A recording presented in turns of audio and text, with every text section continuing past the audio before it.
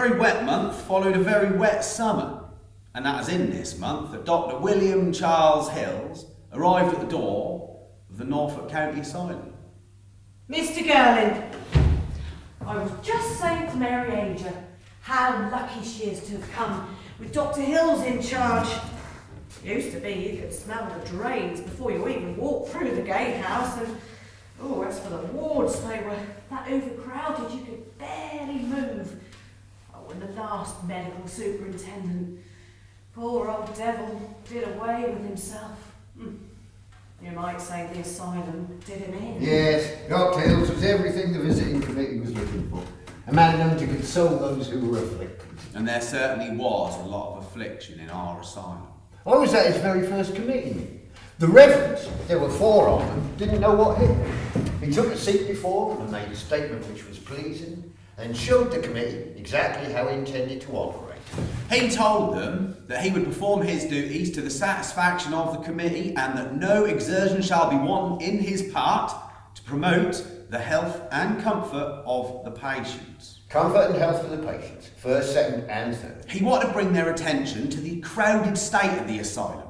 Currently, he was compelled to make up beds on the floor. Demand number 2 was put. Waste and sewage flowed into the river. And what was the point of that? Whereas in a closed cesspool, that could be used to fertilise the farmland. That meant we wouldn't have to buy manure, and our crops, with our own waste, spread on our own soil, well, that'd be the best in Norfolk. He was full of new ideas. He even found a girl to play piano in the chapel on a Sunday morning. We were missing the joy of a bit of music. Detail. He was a details man. A very private details man. We nestle like a country estate. We have dances, entertainments, and trips to the seaside. When you're a bit better, dear. I have never had so much pleasure or felt so much pain as I have in these 20 hectares. Although I don't know how he bears it, Dr. Hills. There is such a tide that washes up at his door, and sometimes there are things that even he can't control. Help! Help, come quick! That's a tide that washes in from the bleached countryside, the beggar alleys and the hollowed out homes.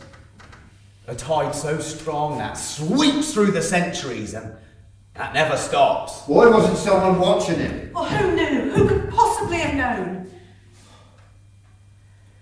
How are we going to tell Dr. Hills? Dr. Hills, watching the tide.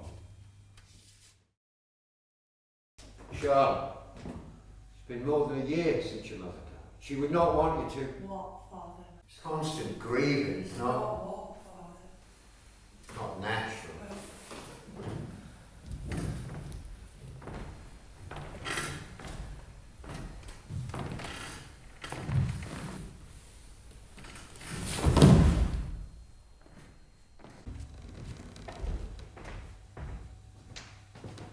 Why? See here my hands, my fingers, my bone. See here the pain of the lost ring on my finger.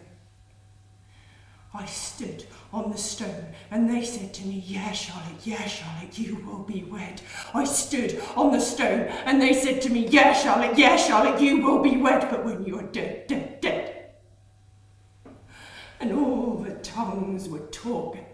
Did you hear them in the corners of the room? They were like eyes and talked to me and never stopped. Listen to them. Talking all the time like there is no silence in them, and all I want is the silence of my hands. I cannot sleep, poor my I am. I lay my head down on the ground and the horses trample on my head, and it's fine for the horses to come. I want the horses to come, poor my I am. My dress so white, and I can feel the lace. I washed the lace in milk, I boiled the lace in milk, I cooked the lace and ate the lace and spread it before the horses, and the horses ate the lace. I washed the lace, I boiled the lace, I spread it on the bed, I poured it on the bed, and the mistress beat me to cook.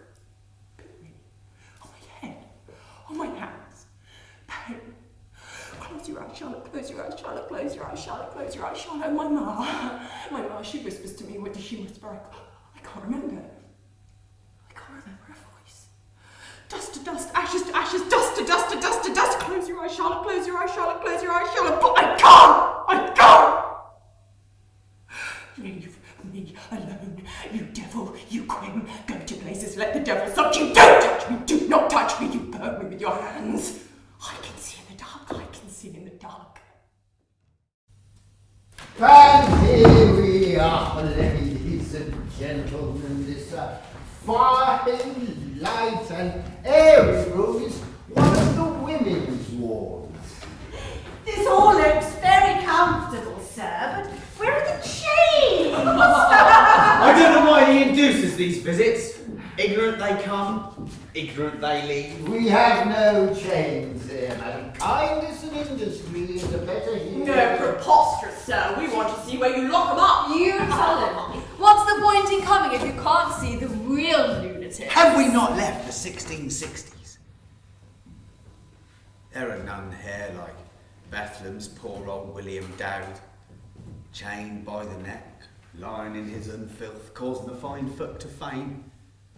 Is this what they seek when we offer them the architecture of a new age? I never agreed with Dr Hills the way he would welcome them in. Indeed, encourage people to inspect what we do here, to look at us as though we are exotic beasts who must perform to their prejudices.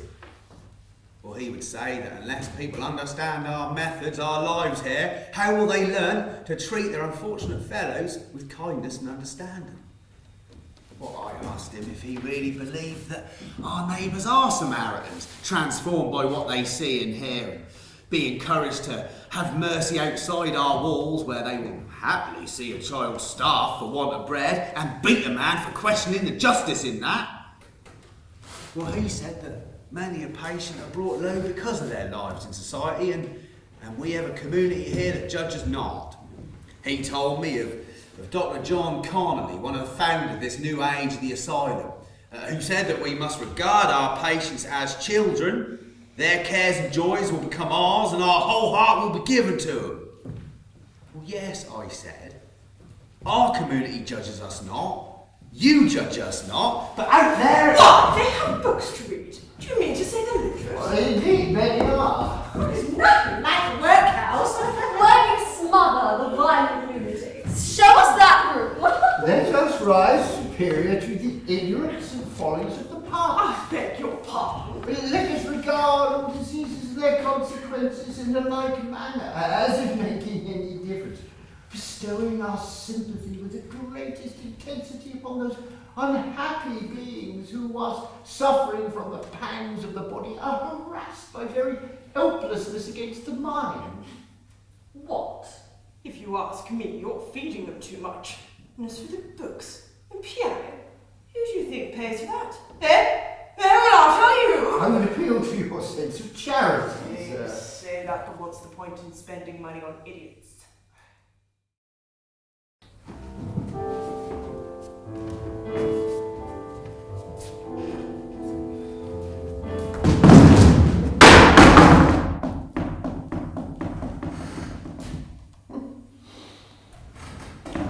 Thorpe Asylum, February the 9th, 1883. Your Royal Highness. Oh, thank you very much. I beg your pardon?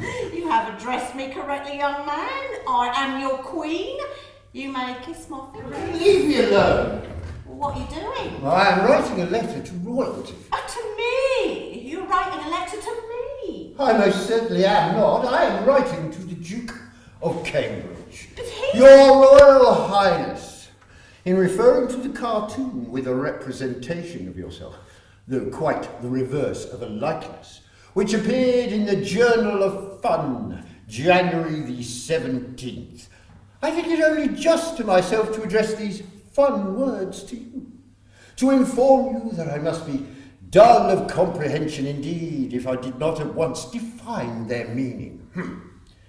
I do very well remember that a very short time before I was brought to this asylum, Have you finished it yet? I entered the George Hotel at Swaffham. Oh, Swaffham, I've got a sister live there. Madam, I am engaged in writing a letter of great import. Her name is Elizabeth.